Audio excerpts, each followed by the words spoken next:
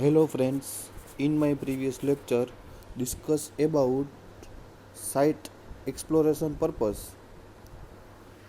Today start a new topic, discuss about subsoil exploration. Subsoil exploration માટેની અલગ અલગ methods જોઈએ તો મેથડ ઓફ સબસોઇલ એક્સપ્લોરેશન. પહેલી મેથડ છે ડાયરેક્ટ મેથડ, બીજી મેથડ છે સેમી ડાયરેક્ટ મેથડ અને ત્રીજી મેથડ છે ઇનડાયરેક્ટ મેથડ. હવે ફર્સ્ટ મેથડ ડાયરેક્ટ મેથડ, એની અંદર જુદી જુદી મેથડ છે એ જોઈએ તો ટેસ્ટ પીટ, ટ્રાયલ પીટ્સ, ટ્રેન્ચીસ. બીજી મેથડ છે semi direct method. Semi direct મેથડમાં એક જ મેથડ આવશે, બોરિંગ મેથડ. ત્રીજી મેથડ છે ઇનડાયરેક્ટ મેથડ.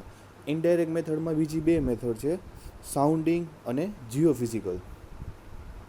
હવે first of all direct method જોઈએ ડીપમાં, તો ડાયરેક્ટ મેથડમાં શું આવશે? પીટ અને ટ્રેન્ચ. પીટ અને ટ્રેન્ચ એટલે કોઈ પણ સાઇટ હોય, સાઇટ ઉપર આપણે માટીનું પરીક્ષણ કરવું હોય, નિરીક્ષણ, તો આપણે શું કરીએ? ખાઈ ખોદી એટલે કે ખાડો ખોદી અને એમનું પરીક્ષણ કરવામાં આવે છે. તો ખાડો ખોદી તો ખાડાની સાઇઝ શું હોય? તો કે ખાડાની સાઇઝ 1.2 મીટર બાય 1.2 મીટરનો ખાડો ખોદવાનો. એટલે એ જ્યારે પરીક્ષણ કરતા હોય ત્યારે નીચે વર્કિંગ માટેની પૂરતી સ્પેસ મળી રહેવી જોઈએ ખાડામાં. 3 મીટર સુધી ઊંડાઈનો ખાડો જો આપણે કરીએ તો કોઈ જાતના સપોર્ટની જરૂર નથી. જો 3 મીટરથી વધારે ઊંડાઈનો ખાડો કરવો હોય તો આપણે સપોર્ટ્સની જરૂર પડે. ઊંડા ખાડા માટે બ્રેસિંગ સિસ્ટમ અને બીજી સોરિંગ સિસ્ટમ આપવામાં આવે છે.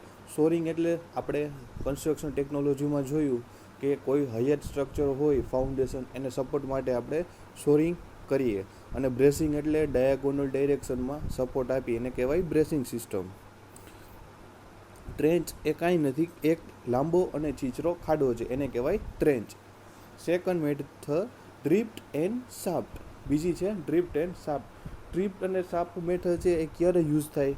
તો કે પર્વતીય વિસ્તારમાં જીઓ ફિઝિકલ ફોર્મેશન જાણવું હોય ત્યારે.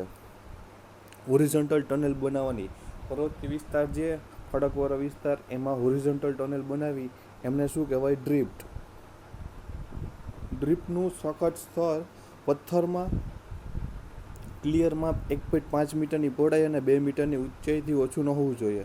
હવે ડ્રિફ્ટ બનાવવી હોય તો જે પથ્થર હોય એ પથ્થરની અંદર એની પહોળાઈ 1.5 મીટર અને 2 મીટર ઊંચાઈ એનાથી ઓછું ના હોવું જોઈએ એનું ક્લિયર માપ. આપણે જે ડ્રિફ્ટ અને શાફ્ટની વાત કરી કેના માટે યુઝફુલ છે? તો કે પર્વતીય વિસ્તાર માટે. નેક્સ્ટ ટોપિક છે ડિસ્ટર્બ અને અનડિસ્ટર્બ સેમ્પલ વચ્ચેનો તફાવત. જોઈએ તો ડિસ્ટર્બ સેમ્પલ કોને કહેવાય અને અનડિસ્ટર્બ સેમ્પલ કોને કહેવાય. વાત પહેલાં ડિસ્ટર્બ સેમ્પલની કરશું. તો ડિસ્ટર્બ સેમ્પલ એટલે શું છે? માટીનો એવો સેમ્પલ છે કે જેમાં માટીનું નેચરલ સ્ટ્રક્ચર છે એ ડિસ્ટર્બ થયેલું ન હોય, તેને શું કહેવાય? Disturb sample. જે માટીનું સ્ટ્રક્ચર છે એ ડિસ્ટર્બ થઈ ગયું હોય. ફોર એક્ઝામ્પલ, આપણે કોર કટર મેથડથી એક્સપેરિમેન્ટ કરી છીએ માટીનું પરીક્ષણ.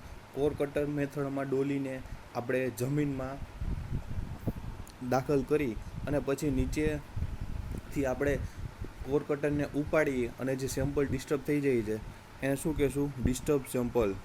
માટીનું એવું સેમ્પલ કે જેમાં માટીનું નેચરલ સ્ટ્રક્ચર ડિસ્ટર્બ થઈ ગયેલું હોય. ફોર એક્ઝામ્પલ વાત કરીએ મુજબ, કોર કટરમાંથી જ્યારે આપણે એન્ટર કરી ડોલી અને પાછી ડોલી કાઢી તો થોડું એવું સ્ટ્રક્ચર એમનું ડિસ્ટર્બ થઈ જાય છે નીચેથી ઉપાડી ત્યારે, એ ડિસ્ટર્બ સેમ્પલમાં આવશે. ડિસ્ટર્બ સેમ્પલનો યુઝ કઈ જગ્યાએ થાય છે? તો કે ગ્રેઇન સાઇઝ ડિસ્ટ્રીબ્યુશન માટે થાય છે, પ્લાસ્ટિસિટી માટે અને સ્પેસિફિક ગ્રેવિટી નક્કી કરવા માટે ડિસ્ટર્બ સેમ્પલનો યુઝ થાય છે. હવે અનડિસ્ટર્બ સેમ્પલની વાત કરીએ તો માટીનો એવો સેમ્પલ કે જેમાં માટીનું સ્ટ્રક્ચર છે અને જળમાત્રા જળવાઈ રહેલા હોય છે તેને અનડિસ્ટર્બ સેમ્પલ કહેવાય. માટીનું સ્ટ્રક્ચર અને જળમાત્રા બંને જળવાઈ રહી એને અનડિસ્ટર્બ કહેવાય. અને ડિસ્ટર્બ કેને કહેવાય? તો કે માટીનો સેમ્પલ કે જેમાં માટીનું સ્ટ્રક્ચર ડિસ્ટર્બ થયેલું હોય છે તેને ડિસ્ટર્બ સેમ્પલ કહેવાય છે. અનડિસ્ટર્બ સેમ્પલનો યુઝ ક્યાં થાય છે? તો કે શીયર સ્ટ્રેન્થ જાણવા માટે થાય છે, પરમિબિલિટી માટે થાય છે અને કોમ્પ્રેસિબિલિટી નક્કી કરવા માટે થાય છે.